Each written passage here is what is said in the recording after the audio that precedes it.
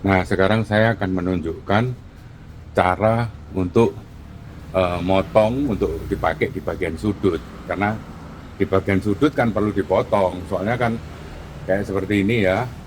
Nah, di bagian sudut itu kan dia siripnya kunciannya ke sini. Sedangkan ini kan ke sini, yang ini ke sini, yang ini kan ke sini. Nah, di bagian ini kalau mau ditaruh yang sejajar begini, maka ini harus dipotong sedikit. Tapi nggak ada masalah, nanti setelah dipotong kayak ini, nanti kan sudutnya dicor, ya sudah menyatu lewat cor ya, walaupun dia kuncinya diambil, kunciannya dipotong, tapi dia akan kena cor. Jadi ya tetap aja akan mengikat, diikat cor lah. Nah ini kalau dipotongi.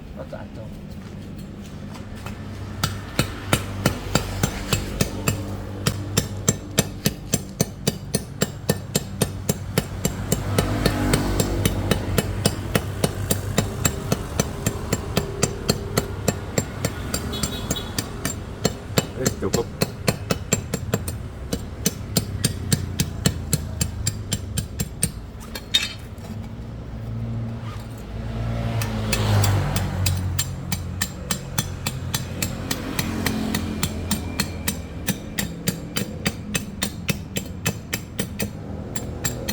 Cukup.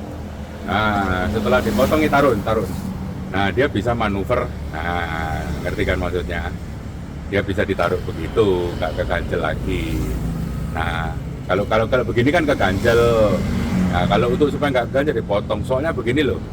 Saya kalau bikin cetakan yang ini cuma sudutnya separuh, coba angkatan itu.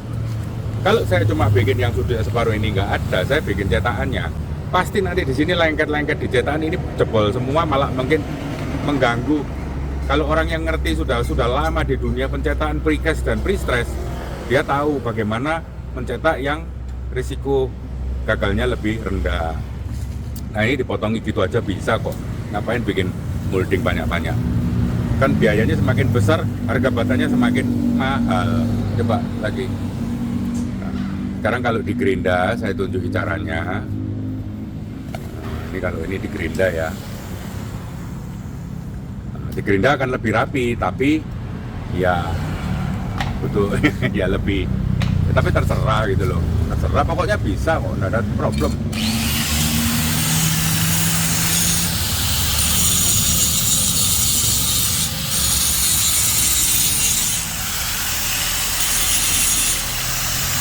Oke, tutup po.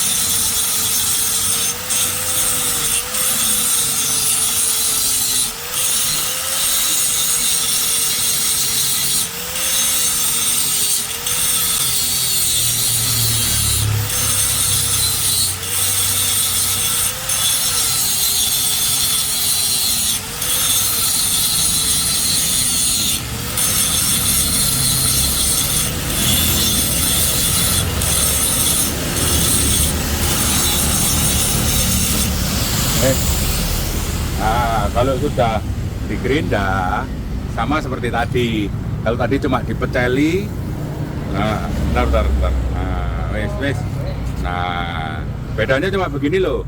Kalau di gerinda, nanti di bagian sudut, taruh, kayak tadi.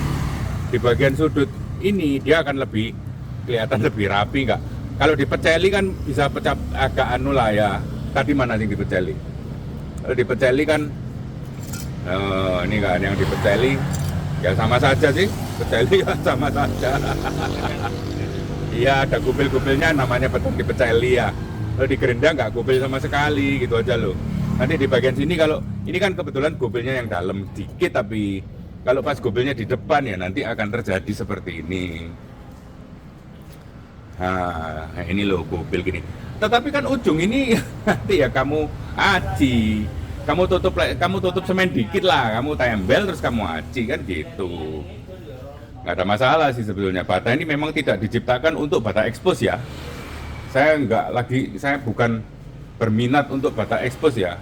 Ini untuk orang yang mau ngirit biaya bangun rumah biasa, bukan bata ekspos. Jadi untuk dinding nanti diaci terus diplamir. Saya bikin yang itu, saya bukan bikin bata ekspos gitu ya. Nah, soal nanti mau diekspos karena ada beberapa customer suka sama motif begini ini. Kalau saya jujur aja saya nggak suka. Maksudnya saya nggak suka rumah saya, atau saya suka rumah saya putih bersih. Itu pribadi, subjektif, bukan objektif ya. Subjektifnya saya suka rumah saya itu dindingnya bersih. Tetapi kalau ada orang yang ternyata ada beberapa customer setelah dipasang mereka seneng, terus mereka mau melalui di furnish, katanya saya suka sama motif kotak-kotak kayak candi katanya. Ya terserah, itu terserah ya. Kalau saya memang karena saya nggak suka, saya membuat bata ini bukan bata ekspos.